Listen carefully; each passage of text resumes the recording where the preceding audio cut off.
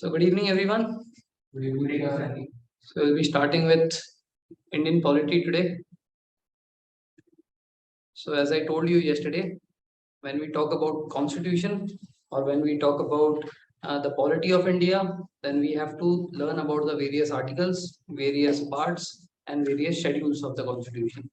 So before we go into the articles and schedules and everything, what is important for us to know is how this constitution was framed.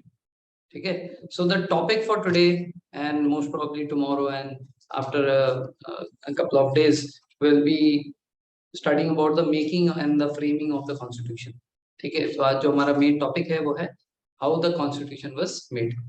So when we talk about constitution making, we have to go deep into the history. क्योंकि हमारा जो freedom struggle चल रहा था, अंग्रेजों से power जो हमारे इंडियंस को लेना था, उसी के बीच में कहीं ना कहीं ये आइडिया आया था कि हमें अपना खुद का कॉन्स्टिट्यूशन बनाना है। ठीक है ना। So I take you to the history a little bit backwards. ठीक है, मतलब कॉन्स्टिट्यूशन कैसे बना, क्या बना उससे पहले, उसके पीछे की कहानी क्या है, what is the background story behind that. So everyone must be knowing कि गांधी जी जो है पहले साउथ अफ्रीका में थे, ठीक है ना, और वो फिर इंडिया लौटे थे। तो वो जिस दिन इंडिया लौटे थे वो दिन था 9th of January 1915। ठीक है ना। 2015 से, ठीक है, since 2015, since PM Modi ji took over, ठीक है, 2015 से इस पर्टिकुलर दिन को जो है हम लोग मनाते हैं प्रवासी भारतीय दिवस। प्रवासी भारतीय दिवस, ठीक है। So what is the background behind Pravasi Bharatiya Divas? On this day, Gandhi ji had come back from South Africa to India.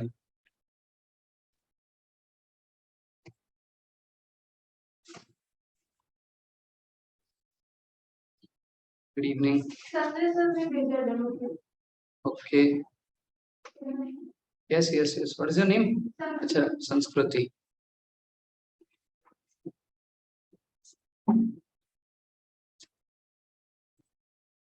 So Sanskriti, what we are talking about today is how the whole constitution was made, okay, in Indian polity, and what is the background behind the making of the constitution. So yesterday I had talked about what are the qualities required for becoming an officer, how the conduct of a student should be, and academically, responsibility wise, then extracurricular wise, how a student in a NDA batch should perform. Okay, so the class which was taken yesterday has been recorded and it has been sent in the group. So before leaving today, do one thing, you give me your number, I will add you to the group, and I'll also send you yesterday's recording. So in the morning when you have time, go through that, and today so you are attending live. So yesterday no topic was generally started. The topic started today itself. Okay, so you have not missed anything so far, right? So I was talking about कि constitution बनाने से पीछे की background क्या है। तो उसकी background में अभी मैंने जैसे बताया कि महात्मा गांधी जी जो है ये साउथ अफ्रीका से इंडिया लौट आए थे। कौन से दिन पे? 9th of January 1950। ठीक है, सो 2015 से हम इस दिन को प्रवासी भारतीय दिवस मना रहे हैं। So what is the event? Mahatma Gandhi ji came back to India. Now when Gandhi ji came back to India, there were a few things that he did which are notable for history point of view.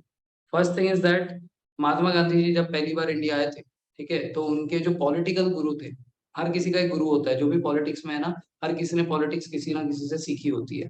सो महात्मा गांधी जी के जो political गुरु थे वो थे गोपाल कृष्ण गोखले। अभी note करने की जरूरत नहीं है, आगे चलकर हम लोग देखेंगे।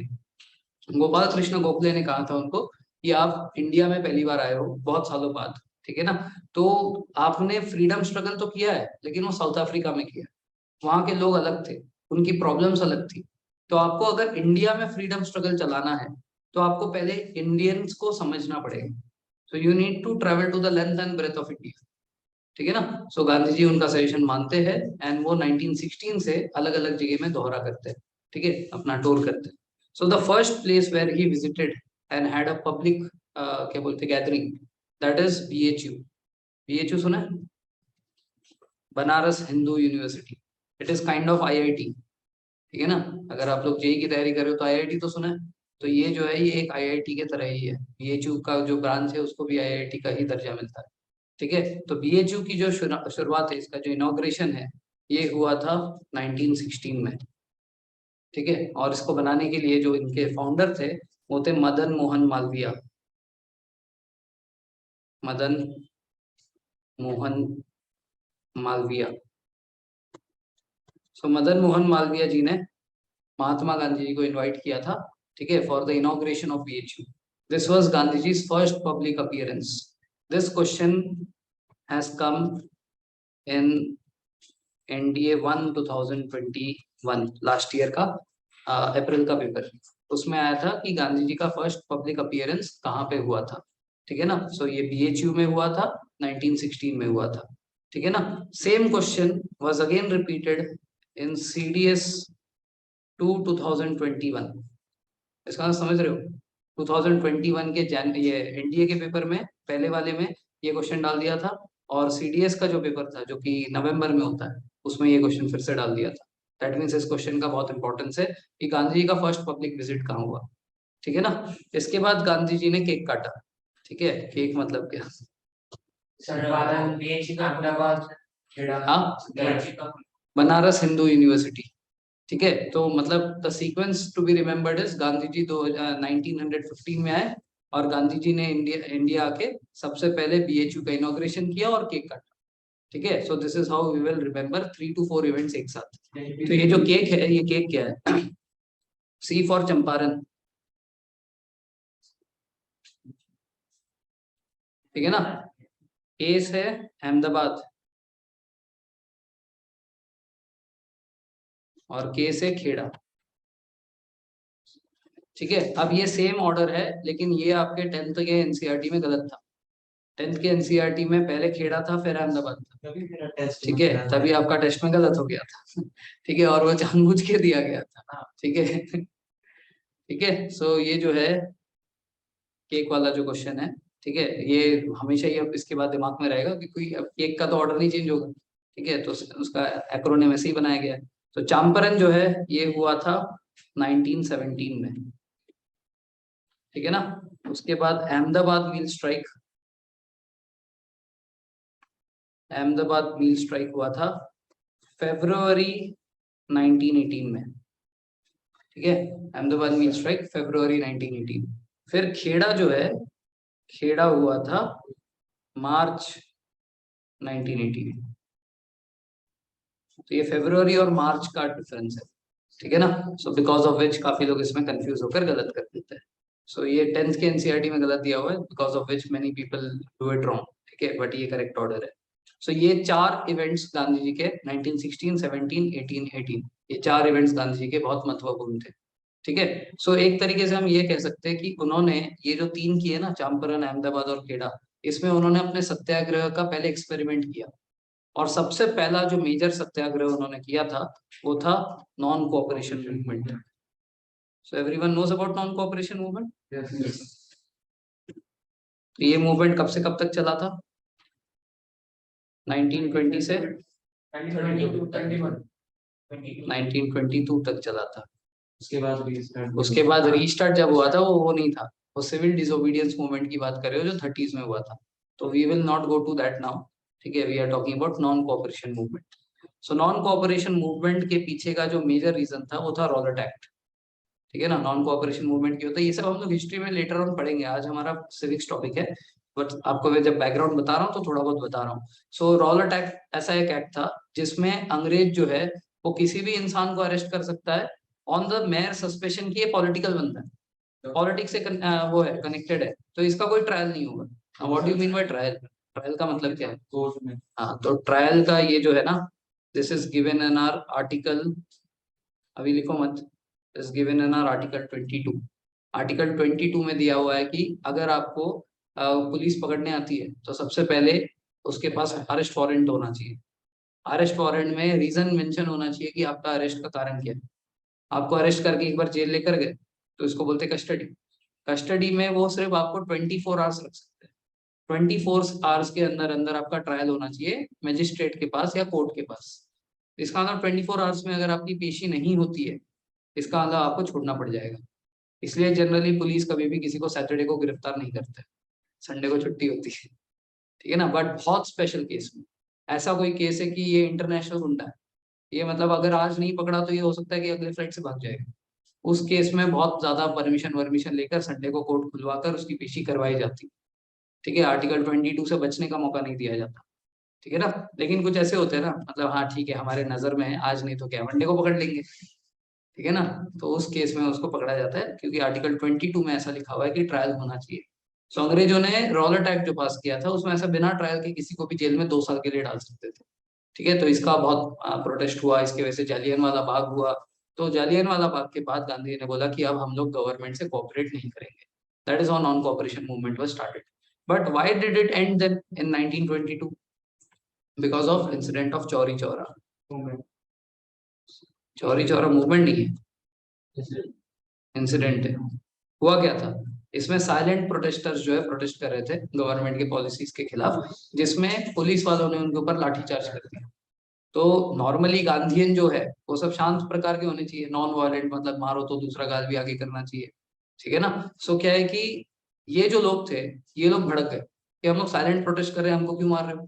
तो ये लोग भड़क कर इन्होंने जो है वहां पे चौरी ये चौरी चौरा है ना, चौरा मतलब क्या होता है, जंक्शन। तो वहां पे जो चौक चौक बेसिकली उस चौक पे जो पुलिस स्टेशन था उसको इन्होंने आग लगा दी। तो आग लगा दी तो उसके अंदर 18 पुलिस ऑफिसर्स थे और 4 जवान थे। तो ये सारे जो है ये सब 22 लोग जो है इसमें मारे गए। So it was act of violence. तो वायलेंस के कारण गांधी जी ने इसको रोक दिया। इसके रोकने से क्या हुआ, कुछ लोग भड़क गए, जैसे कि भगत सिंह। भगत सिंह भी इसमें मूवमेंट में पार्टिसिपेट कर रहे थे, he also supported Gandhi ji. But Gandhi ji ने इसको अचानक रोक दिया। कि क्यों रोका।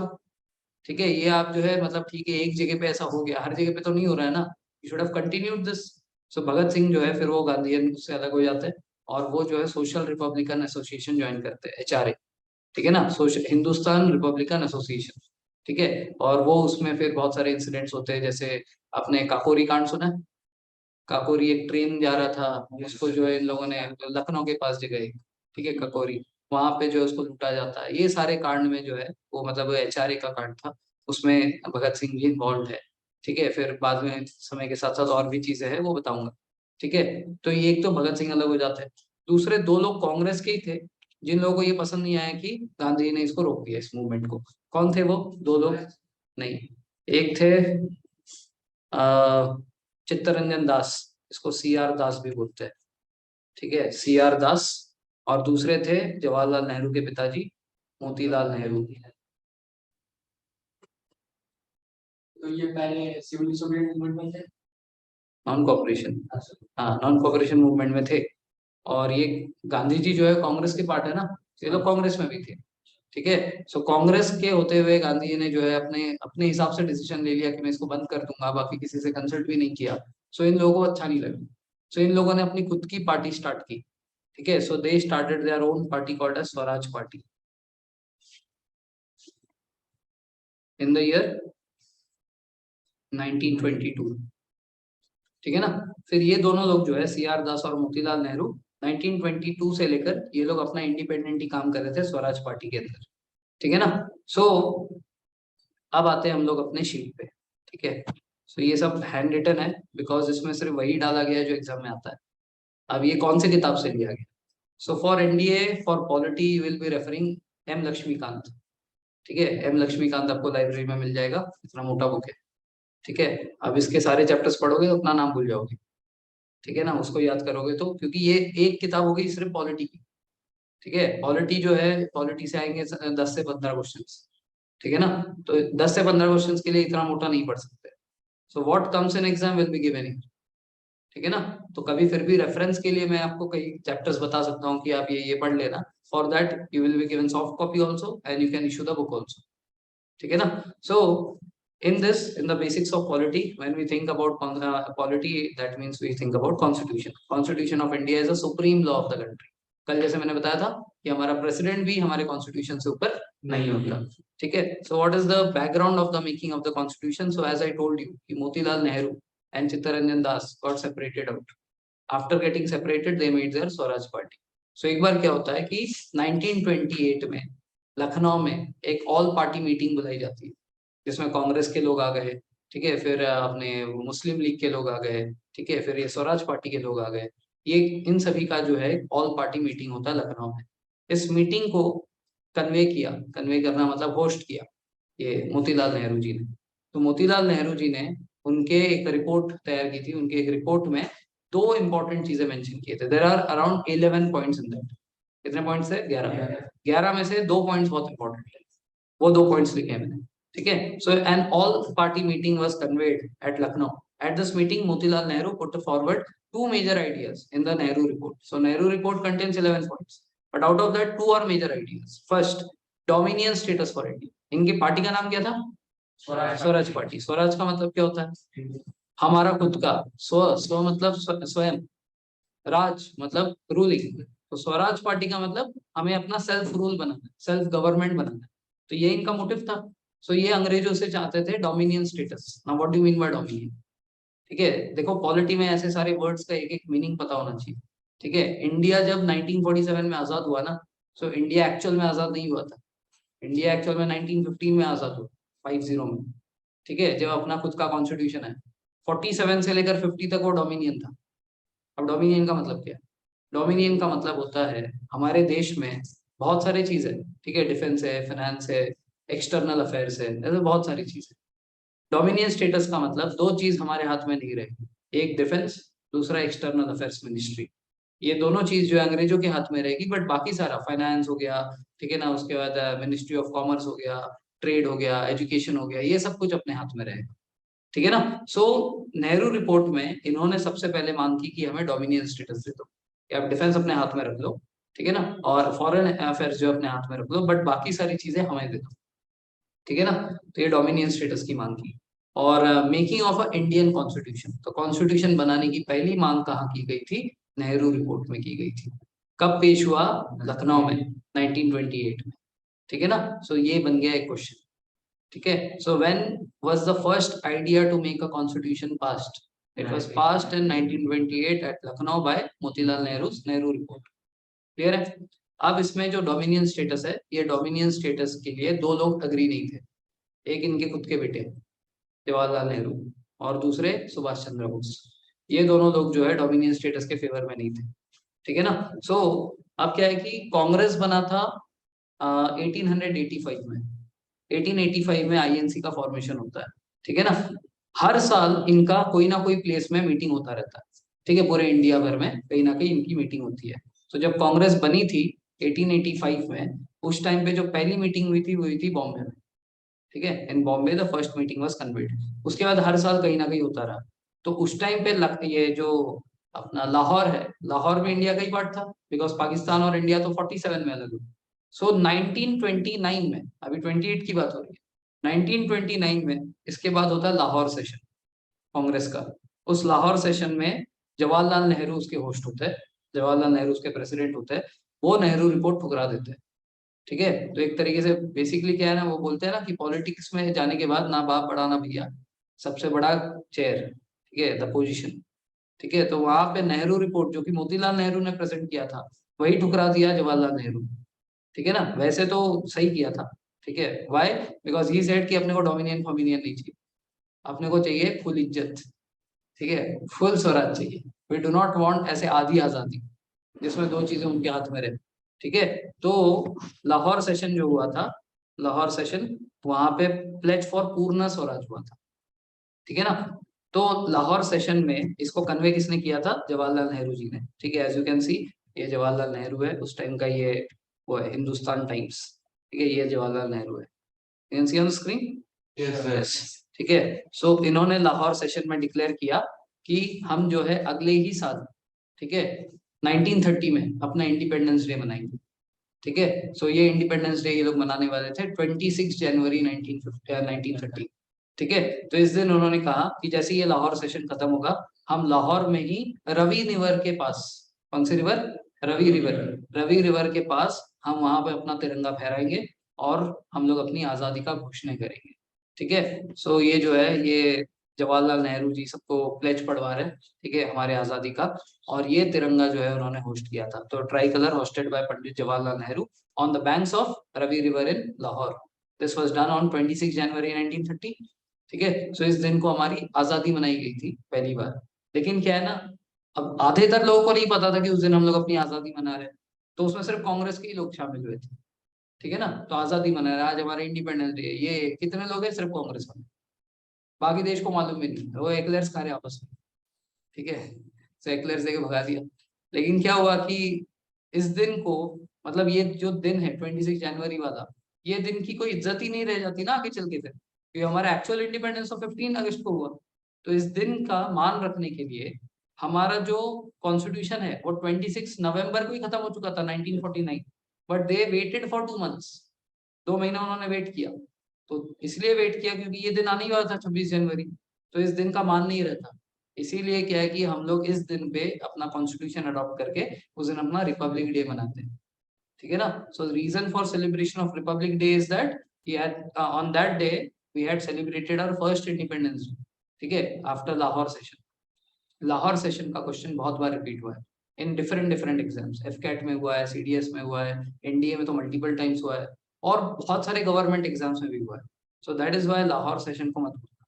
क्या क्या इंपॉर्टेंट है लाहौर सेशन के बारे में? पहला कि it was chaired by Jawaharlal Nehru. ठीक है, फर्स्ट। सेकंड, हाँ, नेहरू रिपोर्ट ठुकरा दिया था। ठीक है। तीसरा, इसमें जो है पूर्ण स्वराज की मांग पहली बार की गई थी, और 26 जनवरी 1930 को ट्राई कलर होस्ट करने वाली जो चीज है, जो डिसीजन है, उसमें ली गई थी। Any doubts over? ऑनलाइन वालों, everything clear?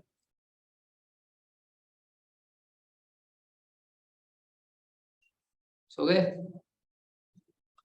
Okay, so only Avni is listening.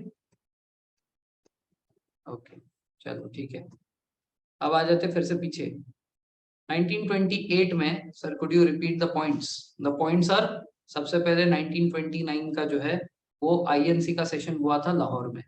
It was chaired by Jawaharlal Nehru, he was the president. ठीक है। In that he had he had not accepted the Nehru report. ठीक है, he had denied to accept the Nehru report. He said we do not want dominion status. You have to write this. I will be sending you this PDF, उसमें सब मिल जाएगा वैसे। ठीक है ना। But देखो, जब भी आप लोग पढ़ते हो ना, जैसे मैं जब पढ़ा रहा हूँ, तो you can take down small notes. ठीक है, मतलब कैसा है कि अब लाहौर लिख लो, 1929 लिख लो, पंडित जवाहरलाल नेहरू प्रेसिडेंट लिख लो, और एक आध छोटे छोटे पॉइंट्स लिखो। Do not right sentences, sentences you will get in the PDF. ना नोट शुड बी सच कि एग्जाम से एक दिन पहले आप खोलो तो आपको समझ में आए कि क्या लिखा है। ठीक है ना। आप बस रैंडमली नाम मत लिख देना 1929 नेहरू, क्या समझ में आएगा? नहीं समझ में आएगा कुछ। ठीक है ना। सो नेहरू क्या थे? प्रेसिडेंट थे। ठीक है ना। उन्होंने डिनाइड नेहरू रिपोर्ट, ऐसा लिखो। ठीक है। So do not right complete sentences but right small small points. This is how you should make notes. ठीक है ना। बाकी तो आपको थियरी इसमें से पूरी मिल जाएगी। तो यहाँ से किसी को कोई डाउट है? नहीं। तो 1928 में पहली बार जो है आइडिया ऑफ कॉन्स्टिट्यूशन दिया गया था। अब ये कॉन्स्टिट्यूशन का आइडिया तो खराब नहीं है ना। अब लेकिन कॉन्स्टिट्यूशन बनाने के लिए कौन बनाएगा? पूरे देश के लोग इकट्ठा हो जाएंगे, टेबल पे बैठेंगे, हाँ चलो बनाते हैं। इट कैन नॉट हैपन ना। So for that we require a committee, और ये जो कमिटी होगा इसको बोलते हैं कॉन्स्टिट्यूएंट असेंबली। ठीक है। So to make the constitution we require a constitution constituent assembly. ठीक है ना। सो अब ये जो आइडिया था कॉन्स्टिट्यूएंट असेंबली बनाई जाए, ये आइडिया जो है ये 1934 में दिया गया था। ठीक है। सो किसने दिया था? ये दिया था एम एन रॉय ने। M N Roy, he was the founder and the leader of Communist Party of India. CPI सुना है? एक पार्टी है सीपीआई, सीपीआईएम। ठीक है, कम्युनिस्ट पार्टी। तो कम्युनिस्ट पार्टी जो बेसिकली चाइना में भी चलता है। तो सीपीआईएम, एम क्या डिनोट करता है? हाँ, मार्क्सिस्ट, लेकिन इंडिया में माओइस्ट है। ठीक है। मार्क्सिस्ट इसलिए क्योंकि कम्युनलिज्म का स्टार्टिंग किया था कार्ल मार्क्स ने। ये थे जर्मन के। ठीक है ना। वो आइडिया को फॉलो किया था रशिया ने। रशियन रेवोल्यूशन, आपने बोशावलेक्स, है ना, ये सब सुना होगा। लेनिन के बारे में सुना होगा। सो लेनिन ने जो है कार्ल मार्क्स के मार्क्सिस्ट प्रिंसिपल को थोड़ा सा वो किया था, क्या बोलते हैं, अपडेट किया था। ठीक है ना। लेकिन चाइना में जो चाइना के पहले लीडर थे वो थे माजोडोंग। ठीक है ना, माजोडोंग। ठीक है। तो ये जो माजोडोंग थे, ये चाइना भी एक कम्युनिस्ट कंट्री है। तो जो माजोडोंग के जो प्रिंसिपल्स थे, वो अपने माओवादी सुने। हमारे देश के अलग अलग पार्ट्स में माओवादी है, जो नक्सल्स है ना, अटैक करते रहते हैं, नक्सलवादी, माओवादी। ठीक है। तो ये जो माओवादी है, नाम कहाँ से आया माओवादी? ये वो माजोडोंग से आया। जो माजोडोंग के प्रिंसिपल्स को फॉलो करते हैं उनको माओवादी कहते हैं। अब इसका प्रिंसिपल क्या था? ये बोलता था अगर किसी सिटी को अगर आपको कैप्चर करना है तो उसके चारों तरफ से जो गांव है पहले उसको कैप्चर करो। चारों तरफ के गांव को कैप्चर कर लिया तो उसके बाद आप सिटी के ऊपर प्रेशर बना पाओगे। ठीक है ना। तो ये नक्सलवादी, माओवादी वही करते हैं। ठीक है ना, ये दंतेवाड़ा, ठीक है, सुकमा, ये सब छत्तीसगढ़ के रीजन है। वो सारे रीजन्स के गांव को ये लोग चारों तरफ से घेरते हैं। वहां से वो पुलिस के ऊपर अटैक करते रहते हैं जो सिटी में है, और उनको मजबूर करते हैं कि आप हमारे गांव में आओ। अब गांव का एरिया उनको बहुत अच्छे से पता है, जब ये लोग उधर जाते हैं तो मारे जाते हैं। ठीक है ना, सो this is internal problem of India. ठीक है, तो ये जो माओवादी है, ये सब है, ये सब कहाँ से जन्म लिया है? ये एम एन रॉय ने फाउंड किया था, कम्युनिस्ट पार्टी ऑफ इंडिया। अब कम्युनिस्ट पार्टी सिर्फ दो रीजन्स में चलती है, एक बंगाल में, एक केरला में। केरला में जो करंट गवर्नमेंट है वो सीपीआई का है। ठीक है ना, एक सीपीआई का जो है, एक यहाँ पे चलता है, क्या बोलते हैं, केरला, और एक दूसरा चलता है बंगाल में। अब इनका आइडियोलॉजी क्या है? कम्युनिस्ट आइडियोलॉजी इज दैट कि क्योंकि कोई बहुत ज्यादा अमीर है इसलिए मैं गरीब हूँ। ठीक है ना, क्योंकि अंबानी अमीर है इसलिए हम सब बाकी सारे इंडियंस गरीब हैं। उसने हमारा पैसा खा लिया। तो कम्युनिज्म ऑलवेज सेज दैट कि there should be equitable distribution of wealth. सभी को जो है उतना ही घर रखना चाहिए जितने में उसकी फैमिली सेटल हो जाए। अगर आपके 12 लोगों का घर मतलब फैमिली है तो आपका घर बड़ा होना चाहिए। आपके 3 लोगों का फैमिली है तो आपका घर छोटा होना चाहिए। तो जब कम्युनिस्ट पार्टी इंडिया में आई थी तो उन लोगों ने ऐसे ही सारे घर को डिवाइड कर दिया था। ए तू इतने बड़े घर में है तो छोटे में जा, ठीक है, ऐसे कर करके। ठीक है, तो ऑब्वियसली बात है, तो ज्यादातर लोगों को पसंद नहीं आया। बंगाल में कम्युनिस्ट पार्टी ने 27 ईयर्स रूल किया। आपने बिरला कंपनी सुनी है? आदित्य बिरला ग्रुप का जो आइडिया है ना, इसका हेडक्वार्टर पहले कलकत्ता में था। ठीक है, तो आदित्य बिरला के जो पिताजी थे वो एक बार अपने मर्सडीज में जा रहे थे, ठीक है, बंगाल में मर्सडीज से जा रहे थे, तो सीपीआई के लोगों ने उनको घेर लिया, उनको कार से उतारा, बोला तुम अमीर हो इसलिए हम गरीब हैं। ठीक है, और उसको बहुत धोया, लाल बत्ती ले ली उनकी। ठीक है, सारे कपड़े उतरवा दिए, गाड़ी छीन ली, और उनको नंगा घर भेजा। ठीक है ना, तो इसीलिए गुस्से में आकर क्या है, गुस्सा तो किसी को भी आएगा, तो उन्होंने वहां पे अपना पूरा फैक्ट्री बंद कर दिया और वो मुंबई आ गए। तो आज जो बिरला का हेडक्वार्टर है वो मुंबई है। और उन्होंने सिर्फ इतना ही नहीं, उन्होंने जितने भी ऐसे कंपनी से सारे बंद करवा दिए, सबको बताया ये incident. And then all the industries in West Bengal was closed down. इसलिए बंगाल आज इतना पिछड़ा हुआ है। क्योंकि आप अभी आपने बस स्टार्ट ही किया है, हिस्ट्री जब हम पढ़ेंगे ना, हम देखेंगे कि बंगाल में सब कुछ था। 1911 में जो है दिल्ली कैपिटल बना। 1911 से पहले everything was Bengal. It was a very big region. तो ऐसा क्या हुआ अचानक से कि वो इतना गरीब हो गया? आज वहां पे जॉब नहीं है, कुछ नहीं है, ये कम्युनिस्ट पार्टी। तो और क्या मतलब, तो बेसिकली ये लोग तो वहां पे किसी को बिजनेस ही नहीं करने देते। कोई भी वहां पे अमीर बन नहीं सकता। अगर मैं कंपनी चलाऊंगा तो मैं लॉस करने के लिए थोड़ी चलाऊंगा। तो मुझे प्रॉफिट होगा तो ये लोग बोलेंगे तुम अमीर हो हम गरीब है। ठीक है, तो इसी बात है, वहां पे कोई कंपनी नहीं जाएगी। तो अभी लेटली कुछ कुछ कंपनीज जा रही है, अभी कुछ कुछ एमएनसी खुल रही है। ठीक है, इसीलिए अभी बंगाल धीरे धीरे ऊपर आ रहा है, बट बहुत टाइम लगेगा। ठीक है, तो एनीवेज, तो इसके फाउंडर कौन थे? M N Roy. इन्होंने अच्छा काम क्या किया था? अच्छा काम ये किया था कि उन्होंने आइडिया दिया था हमें कॉन्स्टिट्यूएंट असेंबली बनानी चाहिए, लेकिन ये कांग्रेस के नहीं है। नॉट टिल 1947, इनफैक्ट 1947 क्या, till 2014 Congress was the most dominant party in India. तो क्या है कि ये आवाज कांग्रेस ने नहीं उठाई ना कॉन्स्टिट्यूएंट असेंबली की, इसलिए इनकी आवाज को दबा दिया। लेकिन 1935 के चुनाव में कांग्रेस ने जब वोट मांगा लोगों से, तो बोला कि हम लोग कॉन्स्टिट्यूएंट असेंबली बनाएंगे। सो that is why in the history if you study will see that कि कॉन्स्टिट्यूएंट असेंबली बनाने का डिमांड कांग्रेस ने रखा। ठीक है, लेकिन यूपीएससी ऐसे चीजों को भूलता नहीं है। एम एन रॉय को जिसका क्रेडिट मिलना चाहिए उसको मिलना चाहिए। सो एम एन रॉय को यूपीएससी क्रेडिट देती है, ये अगर एग्जाम में आता है तो हम एम एन रॉय को टिक करेंगे। ठीक है ना, सो 1935 Indian national Congress demanded for a constituent assembly. ठीक है, अब इसके बाद क्या होता है? नाउ इंडिया में 1937 में अंग्रेजों ने अलाउ किया कि एक काम करते हैं हम लोग, दो हिस्से करते हैं गवर्नमेंट के। एक होगा सेंट्रल गवर्नमेंट जो कि दिल्ली में चलेगा, और एक होगा provincial government. Now what do you mean by provincial government? Province का मतलब होता है स्टेट्स। सो 1937 में हमारे पास 11 स्टेट्स थे। ठीक है ना, there were 11 states. So 11 states में बोला कि एक काम करो, आप लोग अपना प्रोविंशियल गवर्नमेंट बनाओ। धीरे धीरे धीरे धीरे आपको आदत लगेगी कि एक रीजन को कैसे संभालते हैं, तब आप सेंटर में, तब आपको जो है आजादी मिल पाई।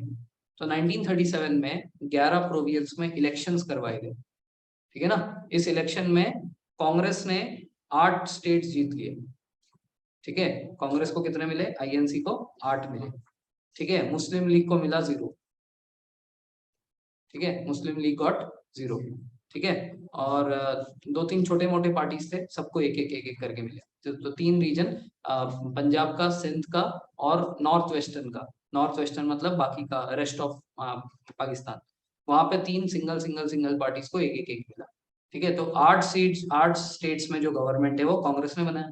ठीक है ना। तो 1937 के बाद कांग्रेस एक इलाइट पार्टी बन गई कि हमारा पूरे ऑलमोस्ट पूरे इंडिया में हमारा कब्जा है। ठीक है ना। तब क्या हुआ, 1939 में स्टार्ट होता है सेकेंड वर्ल्ड वॉर। ठीक है ना। सो 1939 से लेकर ये चलता है 1945 तक। ठीक है, इंडिया किसकी गुलाम है? ब्रिटिश की। तो इसका मतलब ब्रिटेन जहां पे भी लड़ रहा है वहां पे इंडियन सोल्जर्स को भी इन्वॉल्व कर सकता है। Yes sir. लेकिन अब कांग्रेस वाले की हमको क्यों नहीं पूछा? हमको पूछो भाई, हम तो अभी अपने हमारे देश में ज्यादातर कंट्रोल हमारे हाथ में। तो क्या हुआ कि ब्रिटिश ने इंडियन सोल्जर्स को उसमें पार्टिसिपेट करने के लिए धकेल दिया without asking the Congress people. So 1939 में, ठीक है, 1939 में 4 सितंबर के दिन, ठीक है, 4 सितंबर के दिन सारे के सारे जितने हमारे कांग्रेस वाले थे 8 स्टेट्स में, उन सभी ने रिजाइन कर दिया। ये दिखाने के लिए कि हम लोग प्रोटेस्ट कर रहे हैं कि हमें बिना पूछकर आपने किस तरह, ये 4th नहीं 3rd था, ये 3rd सितंबर, हाँ हाँ, 1939, 1939 3rd सितंबर के दिन इन लोगों ने सबने एक साथ सामूहिक वो कर दिया, रेजिग्नेशन कर दिया। ठीक है, ये दिखाने के लिए कि हम लोग मेजोरिटी है, हमें 8 स्टेट्स में चुना गया है और आप हमें बिल्कुल भी नहीं पूछ रहे हो।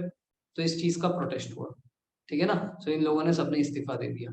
ठीक है, और सारे इंडियंस को वापस बुला लिया कि तुम जो है अंग्रेजों के कहने पे वॉर में नहीं जाओगे। ठीक है ना। तो अंग्रेज के ऊपर प्रेशर पड़ा कि भाई इंडियन सोल्जर्स नहीं गए तो उनके पास तो इतने सोल्जर्स है नहीं, इंडिया का पॉपुलेशन उस टाइम पे भी बहुत ज्यादा था। ठीक है ना। So Indian soldiers were in greater number. So जब उनको इंडिया का सपोर्ट नहीं मिला तो 1940 में उन्होंने हमें एक ऑफर दिया। ठीक है, जिसको हम कहते हैं अगस्ट ऑफर। ठीक है, क्या कहते हैं इसको? August offer. इस अगस्ट ऑफर के क्या क्या कंडीशंस थे, ये दिख रहा है 1940 अगस्ट ऑफर। सो 1940 के वैसे पढ़ने हो रहा है ना वहां से भी? Okay. So August offer was made by the then viceroy Linlithgow. ठीक है, लिथिगो इसका नाम है, उस टाइम पे वाइसरॉय था। उसने इंडिया के लिए कुछ वो दिए, ऑफर दिए। क्या दिया? पहला बोला कि dominion status for India. Congress में चला, अपने को चाहिए फुल इज्जत। ठीक है, डोमिनियन फॉमिनियन नहीं चाहिए। ठीक है, viceroy's executive council to be increased. अभी क्या है कि वाइसरॉय, वाइसरॉय मतलब आज के डेट का प्राइम मिनिस्टर। तो प्राइम मिनिस्टर का खुद का एक कैबिनेट मिनिस्ट्री होता है। उस कैबिनेट मिनिस्ट्री में हम लोग और नंबर ऑफ वो देंगे, क्या बोलते हैं, पीपल लेंगे, and will also include Indians. हम इसको बड़ा करेंगे, तुम्हें भी बुलाएंगे। ठीक है ना। तो ये मतलब एक तरीके से गाजर था कि आप जो है हमारे इस वॉर में अपने सिपाहियों को भेजो, हम आपके लिए ये करेंगे। Then he also gave permission to make constituent assembly. ठीक है, आप उसके बाद जो है कॉन्स्टिट्यूएंट असेंबली बना दें। लेकिन but all this only after the end of second world war. मतलब ये सब क्या है कि प्रोमिसेस है कि आप जो है पहले सिपाही दो, फिर हम तुम्हें ये सब देंगे, लेकिन वॉर खत्म होने के बाद। तो इंडिया ने बोला कि हाँ तुम्हारा मालूम है। ठीक है, तो आज कुछ बोल रहे हो कल को कुछ और बोलोगे। एक्चुअल में हुआ ये था कि जब फर्स्ट वर्ल्ड वॉर हुआ था ना, तो उस टाइम पे कांग्रेस के गांधी जी ने अंग्रेजों से बात की थी। तो गांधी जी को उन्होंने कहा था कि आप जो है फर्स्ट वर्ल्ड वॉर में हमें सपोर्ट कर दो, हम जो है देश छोड़ के चले जाएंगे, तुम्हें आजादी मिल जाएगी। ठीक है ना। तो ये हुआ नहीं। ठीक है ना। इसके कारण जो है ये लोग वापस नहीं इनके ऊपर भरोसा करना चाहते, they did not give their सिपाही। ठीक है, तो August offer was rejected. August offer was rejected by the Congress as they wanted complete independence, they wanted Purna Swaraj and dominion status के लिए कोई मांग हमारी थी नहीं। और बाकी सब कुछ तो उन्होंने बोला कि वर्ल्ड वॉर के बाद ही होगा। तो that is why they did not accept this. तो 2 साल तो अंग्रेजों का भी, अच्छा ठीक है तुम नहीं आओगे तो क्या, हमको कम है क्या? ठीक है ना। तो 2 साल तो ये लोग शांत थे। लेकिन हुआ ये था 1939 से लेकर 1942 तक ब्रिटेन, रशिया, यूएसए, चाइना, ये सब एक तरफ थे। जर्मनी, जापान, फिर ऑस्ट्रिया, ये सब दूसरे तरफ थे। तो जर्मनी और जापान ने इनके ऊपर जो है एकदम कहर की तरह टूट पड़े थे। जर्मन एकदम हारने के कगार, ये क्या बोलते हैं, ब्रिटेन एकदम हारने के कगार पे था। ठीक है ना। सो यहाँ पे 2 पार्टीज है, एक है सेंट्रल पावर, एक है एक्सिस पावर या एलाइज पावर। एलाइज में ये थे ब्रिटेन, रशिया, ठीक है, यूएसए, चाइना, ये लोग अलाइज में थे। सेंट्रल पावर में है जर्मनी, जापान, ऑस्ट्रिया, ये सारे, फ्रांस, ये सब। ठीक है ना। सो बेसिकली एलीज हार रहे थे 42 तक। तो 42 में ये 3 कंट्री ने, कौन कौन, यूएसए, रशिया और चाइना, इन तीनों ने जो है ब्रिटेन को बोला यार तुम कुछ भी करो, हाथ पैर जोड़ो, लेकिन इंडियंस को लाओ, उनके सिपाहियों की जरूरत है। क्योंकि इंडियंस ना ऐसे है जिनको कोई काम दिया जाए और कोई रिस्पॉन्सिबिलिटी ले ली तो ये कभी भी नहीं वो करते उससे। ये इंडियंस की पुरानी आदत है और आज भी है। ठीक है ना, आज भी इसीलिए यूएसए में जितने भी कंपनीज है वहां पे बहुत सारे इंडियंस काम कर रहे हैं, बिकॉज इनको कोई काम दो ना ये मना नहीं करते। ठीक है ना। लेकिन क्या है कि यूएसए के खुद के लोग या ये ब्रिटेन के लोग, इनका कैसा है कि सुबह 8 बजे से 4 बजे तक बोला है ना, तो 4 बजे के बाद वो अपना लैपटॉप बंद करके चले जाएंगे, काम हो ना हो। ठीक है, they give priority to work life balance. Office का टाइम इतना, मैंने इतना काम कर दिया, मैं पहले तो नहीं गया तो इसके बाद मैं नहीं करूंगा, इसके बाद मेरा दूसरा काम। इंडियंस कैसे है, नहीं नहीं ये काम खत्म करना है, बॉस ने बोला है, ये तो इंडियंस आर लाइक दैट। तो ये चीज नोन थी उस टाइम पे। तो इन लोगों ने इंडिया के ऊपर प्रेशर, मतलब ब्रिटेन के ऊपर प्रेशर बनाया कि आप इंडियंस को ले आओ कैसे भी करके, हाथ जोड़ो पैर पड़ो कुछ भी करो। ठीक है ना। तो अब इनके ऊपर प्रेशर था। तो इन्होंने जो है उनके कैबिनेट में एक ऑफिसर था जिसका नाम था क्रिप्स, स्टैनफोर्ड क्रिप्स। तो ये क्रिप्स को उन्होंने कन्विंस किया कि आप कोई एक ऑफर बनाओ, ये ऑफर इंडियंस को दो ताकि वो लोग मान जाए और अपने सैनिक भेज दें। तो क्रिप्स इंडिया में आता है 1942 में। ठीक है, this is called as Cripps mission plan. तो Cripps mission plan during the second world war, Russia, USA, UK were on one side.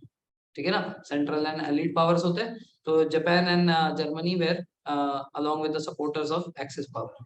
So due to the threat from Japan, USA and Russia built pressure on England to secure cooperation of the Indians in the war. ठीक है। So for this the Britain cabinet minister Stanford Cripps, ये D होगा इसमें एक, ठीक है, Stanford होगा, Stanford Cripps was sent to India to negotiate. तो इसको बोलते हैं क्रिप्स मिशन प्लान। उसने क्या प्रपोज किया, तो उसने प्रपोज किया डोमिनियन स्टेटस फॉर इंडिया, फिर से। ठीक है ना, नहीं चाहिए, ठीक है, लेकिन दे रहे लो है। ठीक है। Second, constituent assembly to be made. अब कॉन्स्टिट्यूएंट असेंबली में भी उन्होंने बोला 2 पार्ट्स होंगे। पहला इलेक्टेड मेंबर्स जो कि प्रोविंसेस से आएंगे, तो प्रोविंसेस अभी जो 11 प्रोविंसेस है वहां से, और कुछ नॉमिनेटेड मेंबर्स जो कि प्रिंसली स्टेट से आएंगे। ठीक है ना। तो प्रिंसली स्टेट में क्या है कि प्रिंसली स्टेट मतलब क्या, वहां का एक राजा हो, वो जो राजा है वो कुछ लोगों को नॉमिनेट करेगा और वो यहाँ पे आ जाएंगे। ठीक है ना। एंड प्रिंसली स्टेट प्रोविंसेस जो है अगर चाहे तो ये यूनियन से अलग भी हो सकता है। इसका मतलब इंडिया जो है पूरा एक यूनियन है। अगर कोई प्रिंसली स्टेट बोलता है कि मेरे को इंडिया का पार्ट नहीं होना है, मेरे को अलग होना है, तो हो सकता है। तो प्रोविंस भी चाहे तो हो सकता है, और अगर कोई प्रिंसली स्टेट चाहे वो भी हो सकता है। ये तो इंडिया को तोड़ने वाली बात होगी ना, कि आप महाराष्ट्र को अलाउ कर रहे हो कि तुम लोग महाराष्ट्र को अलग कर लो इंडिया से। ठीक है ना। तो will it be a good idea? No, it's a bad idea. So India can move out of the Commonwealth nations if they want, if needed. अब कॉमनवेल्थ नेशंस क्या होता है, जितने भी कंट्रीज को ब्रिटेन ने कब्जा किया था, अपनी कॉलोनीज बनाई थी, उन सबका एक ग्रुप बनाया गया था। ठीक है। तो ये जो कॉमनवेल्थ नेशंस है ये सब वो कंट्रीज है जो कि एक समय में ब्रिटिश के गुलाम थे। ठीक है। तो उन लोगों ने मतलब गुलामी के अंदर रहते रहते उन्होंने कॉमनवेल्थ नेशन का एक थियरी बनाया था कि जब भी तुम्हें जरूरत पड़े तो एक दूसरे से मदद ले सकते हो। तो आज भी ये ग्रुप आज भी है, इंडिया इसका पार्ट है। ठीक है। इसलिए कॉमनवेल्थ यूथ गेम्स सुना है आपने? Yes sir. Commonwealth games, Commonwealth youth games, वो यही है। तो इसमें कौन पार्टिसिपेट करता है, वो सारे जो इंग्लैंड के एक जमाने में गुलाम थे। तो आज के डेट में अराउंड 50 कंट्रीज है। स्टार्टिंग में इसमें 77 कंट्रीज थे। तो ये अलाउ कर दिया इंडिया को कि अगर आप चाहो तो इससे बाहर निकल सकते हो। ठीक है ना। तो ये सब इसके कंडीशंस थे, but only after the end of the war. ठीक है। सो गांधी जी ने बोला कि ये तो ब्लैंक चेक की तरह है। ठीक है। तो मतलब this is a post dated cheque. ठीक है, जिसके ऊपर अमाउंट भर दिया 42 lakhs, निकाल लेना। ठीक है, कभी 2052 में। ठीक है। तो कोई मतलब है उसका, कोई मतलब नहीं है। सो जो Gandhi ji called Cripps mission plan as a post dated cheque. ठीक है, मतलब सब कुछ करेंगे लेकिन कब, वर्ल्ड वॉर के बाद। अब वर्ल्ड वॉर कब खत्म होगा क्या पता, तो तब तक बैठे रहो। ठीक है, तब तक तुम अपने सैनिक दे दो, ये मारे जाए। और फिर इन्होंने मना कर दिया तो मान लो मैंने आपको एक चेक दिया 1 लाख रुपए का, ठीक है, मैं बड़ा दिलदार हूँ, 1 लाख का चेक दे दिया। ठीक है, और अकाउंट में मैंने 1 लाख रखे ही नहीं। ठीक है, तो बाउंस हो जाएगा। ठीक है, तो आपको कुछ मिलेगा ही नहीं। So Congress rejected the Cripps mission due to the following reasons. पहला, they wanted Purna Swaraj. Second, provinces can cede out of the union, so it is not a good provision ना, तो खराब प्रोविजन है, इंडिया को तोड़ने की बात हो रही है। तो इसके वजह से इन्होंने इसको मना कर दिया। तो पहले जम्मू कश्मीर भी इसमें आता था। नहीं, एक्चुअल में कैसा है, जम्मू कश्मीर का पूरा वही अलग है। ठीक है, ये किससे आएगा, ये इससे आएगा, इसके बाद वाले से। तो 1946 में आया कैबिनेट मिशन प्लान, ठीक है, क्योंकि ये प्रेशर तो अभी भी है, ठीक है। तो 1942 में क्रिप्स मिशन जो है पूरे तरह से रिजेक्ट हो गया, ठीक है। उसके बाद लेकिन क्या हुआ कि यूएसए ने जो है, यूएसए ने अपने पास एटम बॉम्ब्स बनाए, एटम बॉम्ब फेंककर 1945 में उन्होंने जापान को हरा दिया, 6 और 9 अगस्त, ठीक है, 1945, हिरोशिमा नागासाकी, ठीक है। इसके बाद जो है जापान हार गया, जापान ने सरेंडर कर दिया, जापान के बाद जर्मनी ने भी सरेंडर कर दिया, तो वॉर खत्म हो गया। अब ब्रिटेन के ऊपर कोई प्रेशर नहीं था, लेकिन प्रेशर ये था कि इंडिया में एक गवर्नमेंट तैयार करनी है, ठीक है। ब्रिटेन का जो प्राइम मिनिस्टर था उस टाइम पे, उसका नाम था एंटली। क्या नाम था? एंटली। ये जो एंटली है, इसने डिक्लेयर कर दिया था कि we will leave India on 30th June 1948, 30th June 1948, ठीक है ना। ये डिक्लेरेशन उसने बहुत पहले दे दिया था, 1944-45 में दे दिया था। तो इसका मतलब इंडिया से ये लोग जाने वाले हैं। अब ब्रिटेन बोलता है कि हम बहुत रिस्पॉन्सिबल लोग हैं, हम इंडिया को ऐसे ही मतलब छोड़ के नहीं जा सकते, we need to hand over the power to someone. So hand over करने के लिए एक कमेटी तो बननी चाहिए ना, ठीक है। ये कमेटी बनाएगा कौन? एक तरफ मुस्लिम लीग लड़ रही थी, दूसरे तरफ कांग्रेस वाले लड़ रहे थे, ठीक है। तो इन दोनों में से किसको देना है? इसके लिए बोलते हैं कि, इसलिए बोलते हैं कि अब हम एक फाइनल मिशन लेके आएंगे, कैबिनेट मिशन प्लान। अब ये अगर आपने ठुकरा दिया, कांग्रेस को बोला कि तुम लोग मेजोरिटी में थे, 8 स्टेट्स में तुम्हारा था, पहले हम तुम्हें प्रपोज कर रहे हैं, अगर इस बार तुमने ठुकराया तो हम सारा पावर मुस्लिम लीग को देकर चलेंगे, ठीक है ना। तो ये था उनका वो। तो 1946 में जो कैबिनेट मिशन प्लान हुआ, इसके तहत बहुत कुछ हुआ, ठीक है, ये बहुत अलग है। तो इस कैबिनेट मिशन प्लान का नाम कहाँ से आया? ये जितने भी लोग इसमें हैं, प्रपोज्ड बाय 3 लोग दिख रहे हैं, पैट्रिक लॉरेंस, स्टैनफोर्ड क्रिप्स और एवी अलेक्जेंडर। ये तीनों कौन है? ये ब्रिटिश कैबिनेट मिनिस्टर्स है, तो इसीलिए इसका नाम है कैबिनेट मिशन प्लान, ठीक है ना। तो ये जो इसके मेन प्रपोजल्स क्या थे? इसका मेन प्रपोजल था formation of federal Union of India. Formation of federal Union of India मतलब इसमें इंडिया को हम लोग जोड़ेंगे, पूरा का पूरा जो इंडिया का टेरिटरी है ये एक होगा, तो सारे प्रोविंसेस और सारे प्रिंसली स्टेट्स आपस में साथ में आ जाएंगे। This is called as the Federal Union of India, ठीक है ना। Formation of constituent assembly by 2 things, one is elected members, other is nominated members. Third, freedom to join Commonwealth, मतलब आप चाहो तो उसमें से ज्वाइन करो, चाहो तो उसमें से निकल जाओ। Fourth, grouping of provinces, this is something new. तो ये ग्रुपिंग ऑफ प्रोविंसेस क्या है? तो ये ग्रुपिंग ऑफ प्रोविंसेस ये है,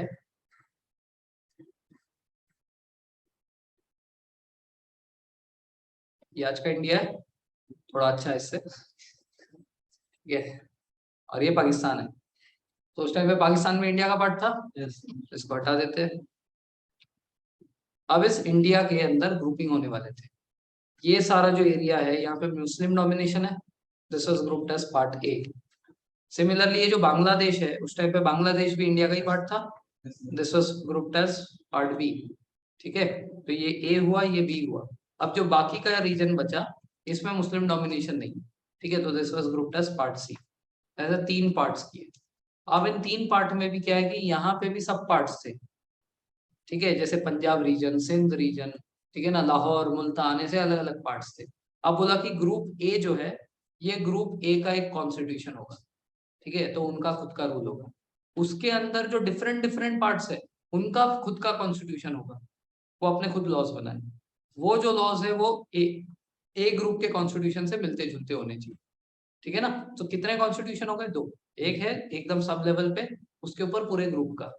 अब ये सारा जो ग्रुप है, ये पूरे फेडरल का भी, पूरे इंडिया का भी एक कॉन्स्टिट्यूशन बनेगा, उसको भी फॉलो करेंगे। मतलब एक देश में 3 कॉन्स्टिट्यूशन, ठीक है, एक देश का, दूसरा इस ग्रुप का, ए ग्रुप का, और उसके अंदर जो सब पार्ट्स है उनका भी अलग, ठीक है ना। तो ऐसा था, हरी बात समझ में। तो ऐसे ग्रुपिज्म की इन्होंने बात की, ठीक है, grouping of provinces. Then representation of minorities in the interim government. अब इंटरिम गवर्नमेंट मतलब ब्रिटिश जाएगी और इंडिया टेक ओवर करेगी, बीच में कुछ टाइम होगा ना। अब एक गवर्नमेंट बनाने के लिए इलेक्शंस करने, इलेक्शन होगा, उसका रिजल्ट निकलेगा, तो जितने पीरियड के लिए ये सब चलता रहेगा, एक गवर्नमेंट होनी चाहिए temporary. Temporary government is called as interim government. तो इंटरिम गवर्नमेंट में जवाहरलाल नेहरू, राजेंद्र प्रसाद, ये सब लोग थे। तो उसमें क्या है कि इन्होंने बोला माइनॉरिटीज को भी रिप्रेजेंटेशन मिलेगा। सो माइनॉरिटीज मतलब उस टाइम पे बड़े माइनॉरिटीज ये अपने मुस्लिम से, मुस्लिम्स, क्रिश्चियन, सिख, ये सब लोग जो है माइनॉरिटी कम्युनिटी के है। उस टाइम पे सबसे बड़े जो माइनॉरिटीज थे वो मुस्लिम्स थे, और मुस्लिम लीग बहुत ज्यादा प्रेशराइज कर रही थी इनको कि हमें भी रिप्रेजेंटेशन चाहिए, हमें भी रिप्रेजेंटेशन चाहिए। और जितने पार्ट में हमने देखा ना कि ये कांग्रेस ने अपना सपोर्ट हटा दिया था, अंग्रेजों को सपोर्ट नहीं कर रहे थे, मुस्लिम लीग गई थी हम कर रहे हैं ना, वो नहीं है तो ये हम है, तुम्हारे लिए हम है, ठीक है ना, तुमको जो चाहिए हमसे बोलो, ठीक है, इनको अलग कर, हम अलग करते, गाली देंगे उनको, ठीक है। So Muslim league was that कि अगर कांग्रेस तुम्हारे साथ नहीं खड़े तो क्या हुआ, हम तुम्हारे साथ है, क्योंकि वो जानते थे कि ये तो कभी ना कभी जाएंगे, तो चाहते थे कि सारा पावर हमको देकर जाए, ऐसा तो होने से रहा, ठीक है।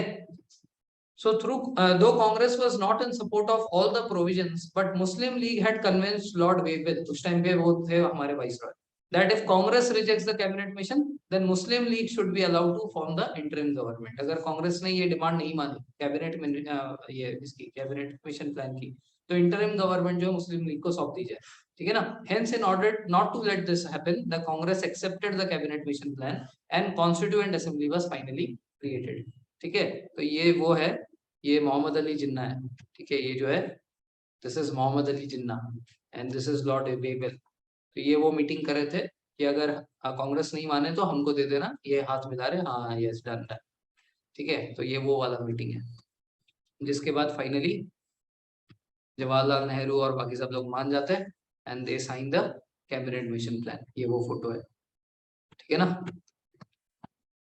सो फाइनली कॉन्स्टिट्यूएंट असेंबली बन गया। Now the member of the Constituent Assembly were elected from the provinces and nominated from the princely states. ये princely states के nomination के खिलाफ थे कौन, कांग्रेस। क्यों? क्योंकि क्या है कि वहां पे जो princely states का nominated member आएगा वो खुद राजा ही होगा, क्योंकि princely state को बोला कि तुम जिसको भी nominate करोगे वो उधर जाएगा, तो राजा अपने आप को ही करेगा ना। अरे बात समझ में, जब हाथ में दे दिया पावर तो उसके राजा रहते वो किसी और को भेजेगा, जा तो उधर देख, होगा नहीं ऐसा। अब जब राजा आएगा तो राजा एक कॉमन इंसान से बहुत ज्यादा ऊपर है, तो इसका मतलब वो आकर यहाँ पे डोमिनेट करने लग जाए, जो ये लोग नहीं चाहते, ठीक है ना। So they were not in favour of accepting this princely states वाला प्रपोजल, बट क्या है कि प्रिंसली ये मुस्लिम लीग के दबाव में आकर इनको करना पड़ा, ठीक है ना। So the constituent assembly was formed on 6 December, important date, 6 December 1946 on the lines of French, ठीक है। फ्रेंच रेवोल्यूशन हुआ था, फ्रेंच रेवोल्यूशन के बाद वो लोग ने भी अपना रिपब्लिक बनाया था, ठीक है ना, और उन लोगों ने भी अपना कॉन्स्टिट्यूशन बनाया था, कॉन्स्टिट्यूएंट असेंबली बनाई थी। तो हमने फ्रेंच के बेसिस पे हमारा कॉन्स्टिट्यूएंट असेंबली डिजाइन किया था। ये कॉन्स्टिट्यूएंट असेंबली कब बनी थी? 6 दिसंबर 1949 के दिन बनी, 46 के दिन बनी थी, ठीक है ना। तो ये तो कॉन्स्टिट्यूएंट असेंबली बनी। कॉन्स्टिट्यूएंट असेंबली अब एक दिन बैठक करेगी कि हम लोगों को अब कॉन्स्टिट्यूशन बनाना है। वो जो मीटिंग हुई थी वो 9 दिसंबर को हुई थी, 9 दिसंबर 1946, ठीक है ना। इस दिन हम लोग इंडिया का कॉन्स्टिट्यूएंट असेंबली डे मनाते हैं, 9 दिसंबर 1946 के दिन पे। और ये लोग बैठे किधर थे? आज का जो पार्लियामेंट का हाउस है, ठीक है, आपने देखा है हमारा जो असेंबली है, पार्लियामेंट है, और जो पार्लियामेंट की बिल्डिंग है वो इसी टाइम पे बनी थी, इसी बिल्डिंग में वो लोग पहली बार मिलते हैं। तो 9 दिसंबर 1946 का जो दिन है ये कॉन्स्टिट्यूएंट असेंबली डे मनाया जाता है या पार्लियामेंट डे मनाया जाता है। पार्लियामेंट के उस दिन पहला सेशन हुआ था, ठीक है ना। तो 2018 में जब 9 दिसंबर का दिन था, 2018 में मोदी गवर्नमेंट ने वहां पे एक म्यूजियम बनाया था, ठीक है। उस दिन से वो मतलब फंक्शन हुआ था 9 दिसंबर 2018। So now if you go on 9 December, that museum will be open, you can see the whole history of this constituent, जो भी अभी हमने पढ़ा पूरा का पूरा उधर दिखेगा। 2018 सेलिब्रेट नहीं हो रहा था उस दिन से, जो हम लोग इसको ऑब्जर्व करते हैं, सेलिब्रेट नहीं करते, ठीक है, we observe this. Now composition of the constituent assembly. अब इस कॉन्स्टिट्यूएंट असेंबली में कितने लोग थे? तो टोटल मेंबर स्टार्टिंग डेट में, ठीक है, 389 थे। इसमें मुस्लिम लीग के भी लोग हैं और कांग्रेस के भी लोग हैं। तो ऐसा कब तक था? दिसंबर 1946 से लेकर जून 1947 तक, क्योंकि 3 जून 1947 के दिन, इंपॉर्टेंट डेट, 3 जून 1947 के दिन इंडिया पाकिस्तान का बंटवारा हो गया था, ठीक है ना। 3 जून को हम लोग बोलते हैं लास्ट हमारा वाइसरॉय कौन था? Lord Mountbatten. So Mountbatten action plan बोलते हैं उसको। 3 June 1947 India and Pakistan were legally separated, ठीक है ना।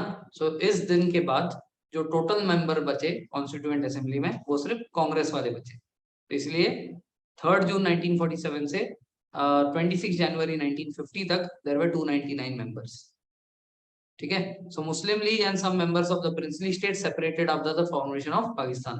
ठीक है। सो जब ये माउंट बैटन एक्शन प्लान बना था, कोई थोड़ी देर पहले क्वेश्चन पूछ रहा था ना इसके बारे में, जम्मू कश्मीर आप पूछ रहे थे। सो 3 जून 1947 जिस दिन माउंट बैटन एक्शन प्लान आया, तो उस प्लान में ये लिखा था कि जिसको चाहिए वो इंडिया ज्वाइन करे, जिसको चाहिए वो पाकिस्तान ज्वाइन करे, जिसको नहीं चाहे कि दोनों में से कुछ भी ज्वाइन करे वो इंडिपेंडेंट रह सकता है। So most of the princely states which were there in India either sided with India or with Pakistan। ठीक है ना। सिर्फ 3 लोगों ने प्रॉब्लम किया, एक जम्मू कश्मीर में जो कि दोनों का नहीं होना चाहता था, एक हैदराबाद ने, एक हैदराबाद पाकिस्तान में भी है। ठीक है ना। अब इंडिया का हैदराबाद और पाकिस्तान का हैदराबाद बहुत दूर दूर है। अब ये भाई साहब बोलते हैं कि हमको पाकिस्तान का दूर, अब कैसे इसको अलग करके उधर दे। ठीक है ना। तो प्रॉब्लम था। तो सरदार वल्लभ भाई पटेल ने जो है उनको समझाया। ठीक है। तो Sardar Vallabh Bhai Patel is called as the Bismarck of India. तो आपने 10th में नेशनलिज्म इन यूरोप पढ़ा था, उसमें ऑटो वन बिस्मार्क थे जिसने जर्मनी का यूनिफिकेशन किया था। उसी तरह इंडिया का यूनिफिकेशन सरदार पटेल ने किया, इसलिए उनको इंडियन बिस्मार्क बोलते हैं।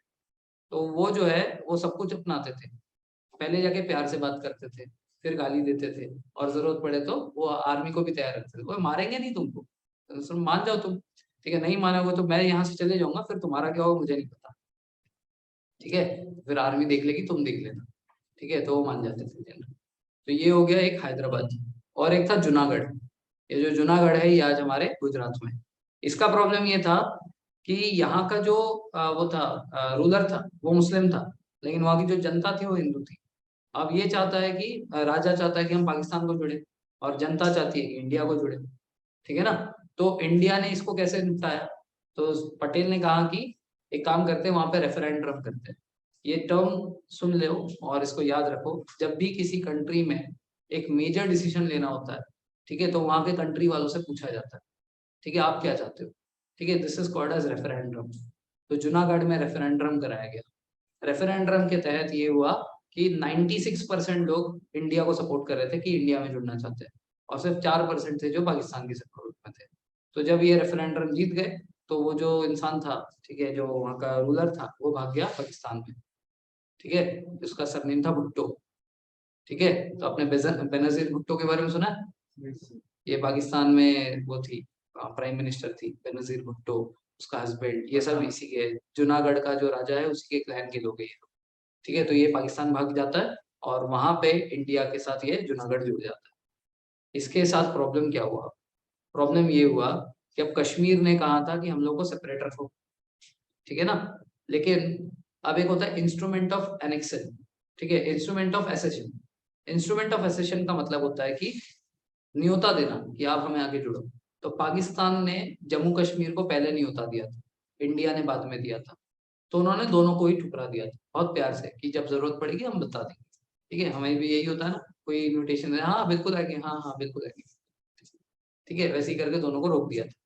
लेकिन क्या हुआ कि इंडिया ने उनको लेटर ऑफ ये एसेशन देने के बाद उनका मन बन रहा था कि इंडिया को ज्वाइन करे, तो पाकिस्तान चिढ़ गया। तो जब आज़ादी हुई, आज़ादी के बाद 1948 में पहला वॉर लड़ा गया इंडिया पाकिस्तान के बीच में। ये वॉर क्यों हुआ, क्योंकि ये पाकिस्तानियों ने लीगली तो कुछ नहीं कर सकते क्योंकि इन लोगों ने मना कर रखा है। तो इन लोगों ने अपने पुश्तून ट्राइब्स को भेजे थे, एक ट्राइब है वहां पे पुश्तून ट्राइब्स, इस ट्राइब को भेजा था जम्मू कश्मीर में। तो ये लोग जाकर वहां पे प्रॉक्सी वॉर कर रहे थे। मतलब क्या, प्रॉक्सी वॉर का मतलब होता है कोई देश सपोर्ट नहीं दे रहा है, कोई टेररिस्ट जाके वहां पे मार रहा है, इसको बोलते हैं proxy war. But everyone in the background knows कि ये कर कौन रहा है। तो पाकिस्तान कर रहा है सब जानते हैं, बट लीगली उनकी आर्मी नहीं जा रही है, पुश्तून ट्राइब जा रही है। ठीक है ना। तो इस टाइम पे जम्मू कश्मीर के पास ज्यादा कुछ फोर्सेस थे नहीं, तो उन्होंने इंडिया से मदद मांगी। ठीक है ना। तो यहाँ पे जवाहरलाल नेहरू ने अपना बड़ा दिल दिखाया, वो बोला ठीक है मदद कर देते हैं। इन 2 लोगों ने उनको रोका, एक माउंट बैटन ने और सरदार पटेल ने। इन्होंने बोला यही मौका है, इनको बोलो कि Indian army can not operate in any area which is not under India. और वो सही भी है, जो अपना जगह नहीं है वहां पे जाके कैसे लड़ सकते हैं। उनको बोलो कि अगर हमारे से मदद चाहिए तो आप ये जो एसेशन ऑफ वो है, इंस्ट्रूमेंट ऑफ एसेशन है, साइन कर दो।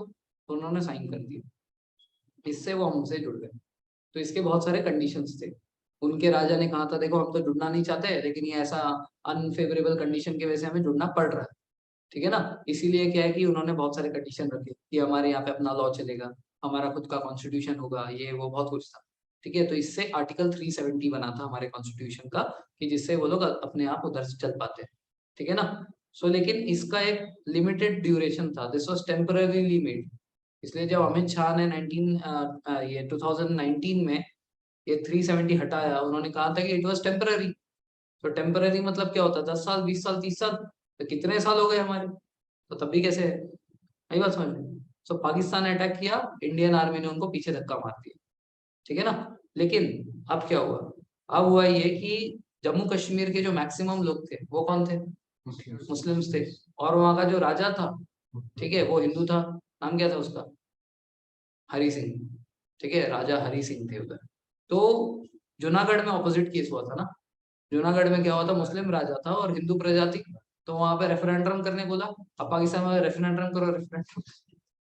अब अगर हम लोग रेफरेंडम करते तो हमारी लग जाती, क्योंकि वहां पे सब मुस्लिम लोग हैं, वो लोग उधर फेवर कर देते और ये अकेला राजा इंडिया आ जाता। So India did not wanted to lose its head, क्योंकि ये जो जगह है ना, ये टूरिज्म के लिए बहुत फेमस होने वाला था, ये सबको पता था। तो पाकिस्तान भी जानता था, हम भी जानते थे। दूसरा, वहां पे मिलता है सैफरन। सैफरन मतलब केसर। केसर, बहुत महंगी चीज है। 1 ग्राम उसका जो ओरिजिनल लोगे ना, तो थाउजेंड्स में जाता है, बहुत ज्यादा, मतलब 1 ग्राम इज 3500 ऐसा समथिंग समथिंग। तो उसका 1 केजी समझ रहे हो, लाखों में जाएगा, ठीक है ना। तो इसीलिए क्या है कि वो ट्रेड एंड कॉमर्स के पॉइंट ऑफ व्यू से, टूरिज्म के पॉइंट ऑफ व्यू से बहुत ज्यादा इंपॉर्टेंट था दोनों देश के लिए, ठीक है ना।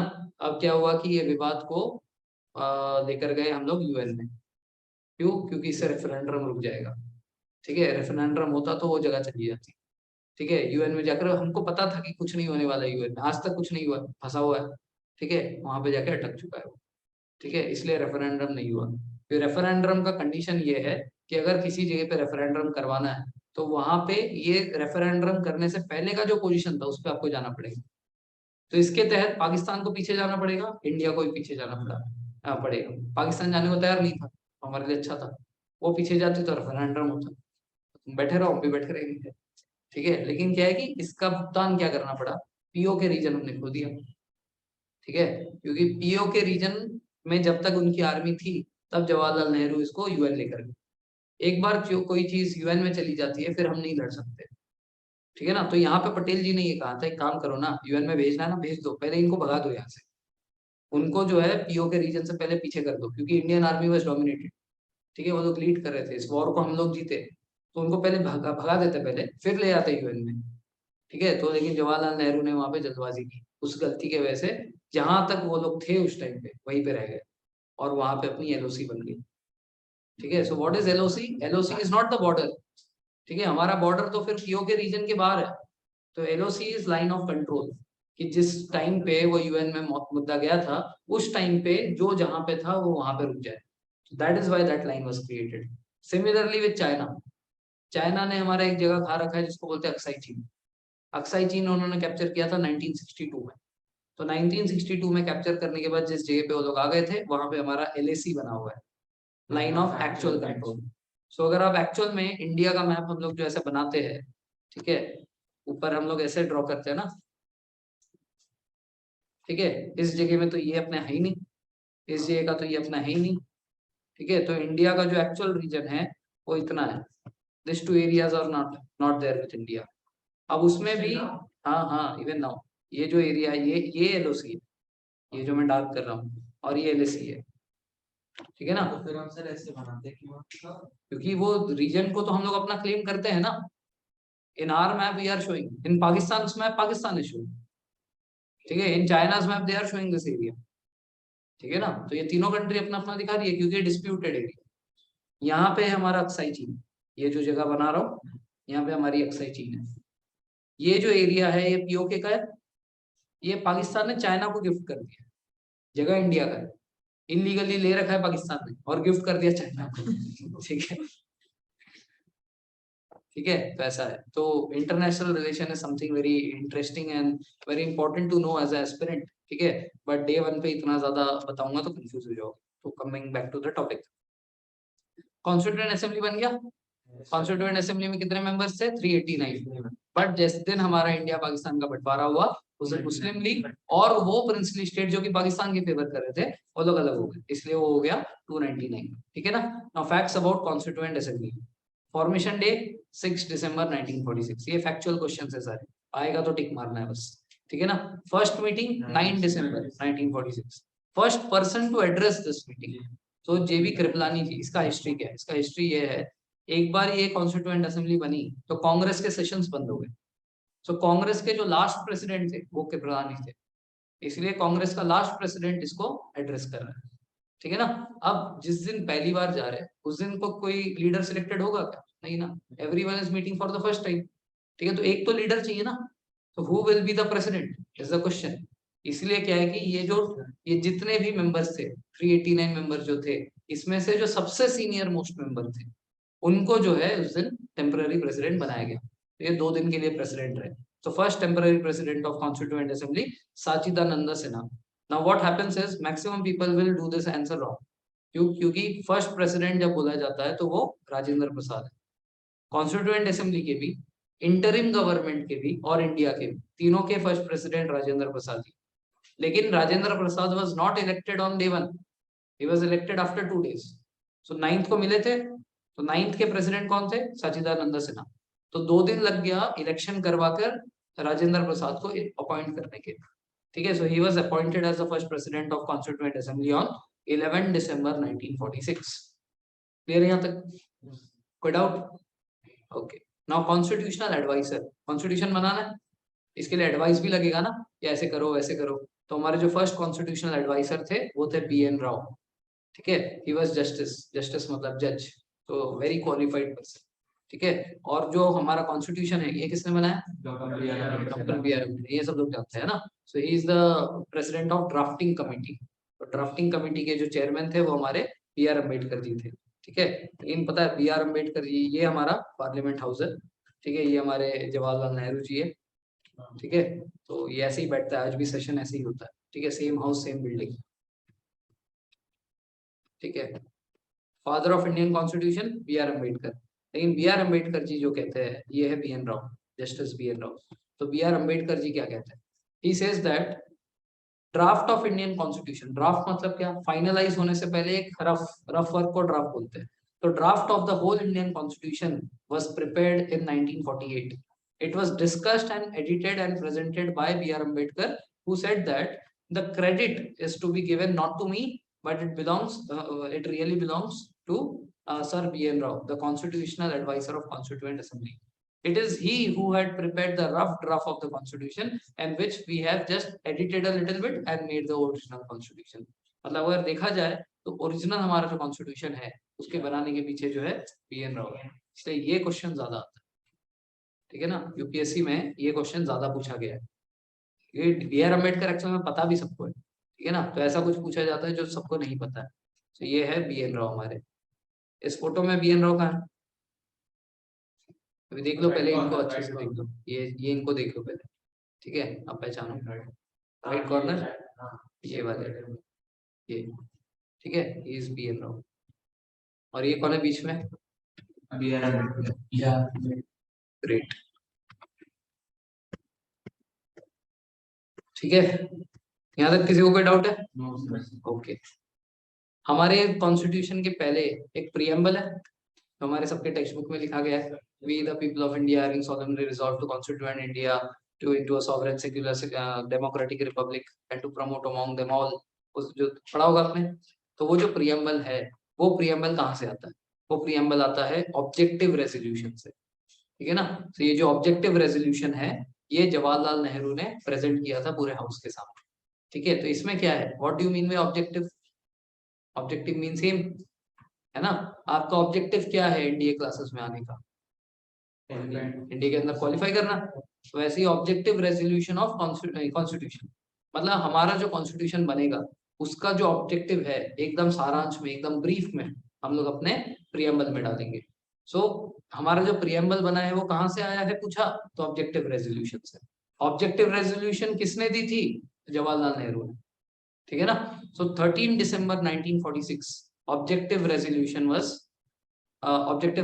was presented by Jawaharlal Nehru, laying down the underlying principles of the constitution। मतलब हमारा प्रिंसिपल क्या होगा कॉन्स्टिट्यूशन बनाने का वो होगा। These principles were later on adopted as preamble of Constitution of India। Clear है? Yes. सो ये कॉन्स्टिट्यूशन ये ऑब्जेक्टिव रेजोल्यूशन को कॉन्स्टिट्यूशन में प्रियम्बल की तरफ से हम लोग अडॉप्ट करेंगे। ये किस दिन हुआ? 22 जनवरी 1947 के दिन, ठीक है। और इंडिया का जो नेशनल फ्लैग है, जो आज हम लोग अपना तिरंगा देखते हैं, वो किस दिन अडॉप्ट हुआ? 22 जुलाई 1947, ठीक है। तो this are some of the important dates. अब ये रट्टा मारने वाली चीज है आज जो हमने देखी है, कहानी तो आपको समझ गया होगा कि कैसे कैसे चीजें आए। हमने गांधी से स्टार्ट किया, 15 में गांधी आए, ठीक है। 16 में उनका फर्स्ट वो था, फर्स्ट अपीयरेंस, पब्लिक अपीयरेंस कहाँ पे? बनारस हिंदू यूनिवर्सिटी बीएचयू में, उसके इनॉग्रेशन में गए थे। वो किसने बनाया था? मदन मोहन मालवीय। मदन मोहन मालवीय जी ने बनाया था, ठीक है। 1917 चंपारण, ठीक है। 1918 फरवरी अहमदाबाद मेल स्ट्राइक, ठीक है। फिर उसके बाद खेड़ा, मार्च में खेड़ा, ठीक है। उसके बाद 1920 से 22 तक नॉन कोऑपरेशन मूवमेंट। ये बंद क्यों हुआ? चौरी चौरी। ये बंद होने के कारण नाराज कौन हुए? भगत सिंह तो ठीक है, लेकिन अपने को काम के कौन है इधर? दो दे फाउंड स्वराज पार्टी में ये काम करते करते आ गया 1928, ठीक है ना। जब एक ऑल पार्टी कॉन्फ्रेंस बुलाया गया, कहाँ पे? लखनऊ में, लखनऊ में, ठीक है, लखनऊ में। कब? 1928 में, ठीक है ना। यहाँ पे मोतीलाल नेहरू ने नेहरू रिपोर्ट जारी किया। इसमें उन्होंने दो डिमांड्स किए थे, क्या क्या?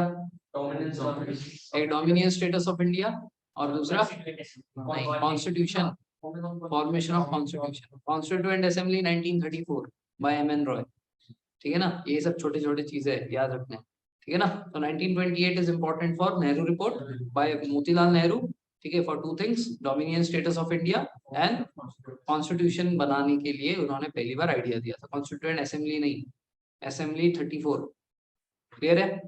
29 is important for Lahore session hosted by Jawaharlal Nehru, ठीक है, पंडित जवाहरलाल नेहरू, ठीक है। व्हाट डिड ही से? He said he denied the dominance, ठीक है, and demanded for पूर्ण स्वराज, ठीक है। तो डिमांड फॉर पूर्ण स्वराज इन लाहौर सेशन 1929, ठीक है। And then he had declared the Indian Independence Day on 26 January 26 January 1930. So he had hosted the tricolors at Lahore the banks of Ravi River in Lahore, ठीक है। Then 34 में M.N. Roy gave the idea of constituent assembly, ठीक है। He was the founder of CPI, है ना, communist Party of India, ठीक है। 1935 कांग्रेस ने भी डिमांड रखी, नॉट इम्पोर्टेंट। 1937 इंडिया के जितने भी प्रोविंसेस थे उसमें इलेक्शंस हुए थे। उस इलेक्शन के 8 जगह पे जो है कांग्रेस जीती, ठीक है। लेकिन 39 में क्या हुआ? When the first world war started, so the Indians were not asked to send the क्या बोलते हैं सिपाही सोल्जर्स, ठीक है। So because of that they resign on 3rd September, ठीक है। 3rd September को इन्होंने रिजाइन किया, ठीक है ना। उसके बाद 1940 में अगस्त ऑफर हुआ। अगस्त ऑफर में उन्होंने डोमिनियन स्टेटस ऑफर किया, ठीक है, कॉन्स्टिट्यूएंट असेंबली बनाने की बात की, ठीक है ना, ये सब था। बट हमने रिजेक्ट कर दिया, क्यों? क्योंकि अपने को डोमिनियन चाहिए ही नहीं था, हमें पूर्ण स्वराज चाहिए था। 42 में क्या हुआ? क्रिप्स मिशन आया, उसमें सिमिलर थे, काफी हद तक सिमिलर थे। उसको गांधी जी ने क्या बोला? पोस्ट डेटेड चेक था, ठीक है। पोस्ट डेटेड चेक, आगे का कोई डेट डाल के दे दिया तो कोई मतलब नहीं है उसका, तो पोस्ट डेटेड चेक था, ठीक है। सो इसका डायरेक्ट क्वेश्चन आएगा कि गांधी जी ने किसको पोस्ट डेटेड चेक बोला? तो क्रिप्स मिशन को। या तो उल्टा आएगा कि क्रिप्स मिशन को गांधी जी ने क्या बोला? तो पोस्ट डेटेड, ठीक है। उल्टा उल्टा क्वेश्चन आ सकता है, ठीक है। तो गांधी ने उसी के बाद लॉन्च की थी quit India movement. Quit India movement 9 अगस्त को लॉन्च हुई थी, को अगस्त क्रांति मूवमेंट भी बोलते हैं, ठीक है ना। तो ये हुआ था बॉम्बे में, ठीक है, 9 अगस्त को, ठीक है। तो ये कब हुआ था? क्रिप्स मिशन के बाद।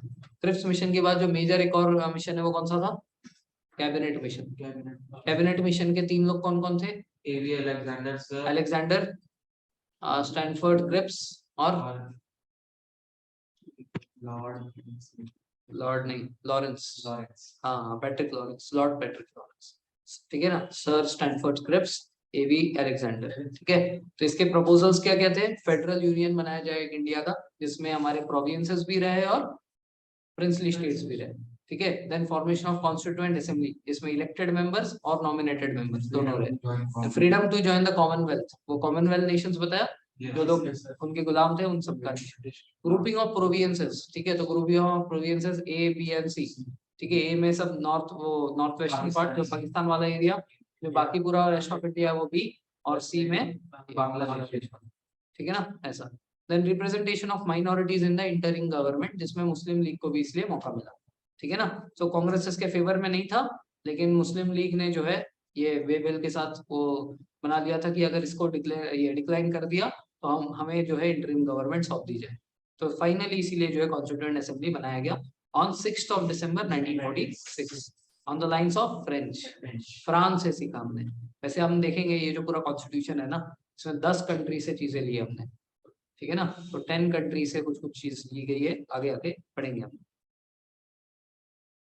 टोटल नंबर ऑफ मेंबर्स उतना इंपॉर्टेंट नहीं है, अगर याद रहे तो अच्छा, नहीं तो भी कोई दिक्कत नहीं। फॉर्मेशन डेट जो है 6 दिसंबर है, फर्स्ट मीटिंग 9 दिसंबर है। First to address the meeting Kripalani, ठीक है। टेम्पररी प्रेसिडेंट साजिदानंद सिन्हा, ठीक है, he was a senior most member of constituent assembly. Then first president कौन बने? Constitutional adviser constitution was made by B.R. Ambedkar, head of the drafting committee, chairman of drafting committee. 13 दिसंबर 1946 objective resolution जो है इसको adopt किया, मतलब इसको जवाहरलाल नेहरू ने प्रेजेंट किया, ठीक है। इसको अडॉप्ट कब किया? हाँ, ये ऑब्जेक्टिव रेजोल्यूशन जिससे अपना प्रियम्बल आया, ठीक है। तो प्रियम्बल किससे लिया गया है? ऑब्जेक्टिव रेजोल्यूशन से, ठीक है। इसके हेड में देखो, the principles letter became the preamble of the constitution. इसको फाइनली हमारे कॉन्स्टिट्यूशन असेंबली ने अडॉप्ट कब किया? 22 जनवरी 1947, और 22 जुलाई 1947 हमारा जो आज का फ्लैग है, नेशनल फ्लैग, उसको अडॉप्ट किया गया, ठीक है ना। तो कल से हम लोग ये पढ़ेंगे कि कॉन्स्टिट्यूशन कैसे बना, क्या बना, उसमें क्या क्या था, ठीक है। कल वैसे हमने बात तो की थी कुछ कुछ चीजों की, जैसे ओरिजिनली हमने 395 आर्टिकल्स देखे थे, divided 22 parts and having 8 schedules. Currently 448 articles है, 25 parts है, 12 schedules है, और amendments 104 है। तो ये सब कैसे आया, क्या आया, कल हम लोग इसकी बात करेंगे, ठीक है ना। So for today we'll stop here. Thank you very much. Any doubts anyone in the online section? Anyone? Okay, great then.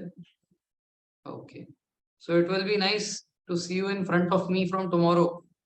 ठीक है, आप लोगों को ये मौका मिल रहा है तो आप लोग इसका गलत फायदा उठा रहे हो। जो पुणे में है वो आ जाए, this is only for those who are not in Pune, ठीक है। चलिए, धन्यवाद।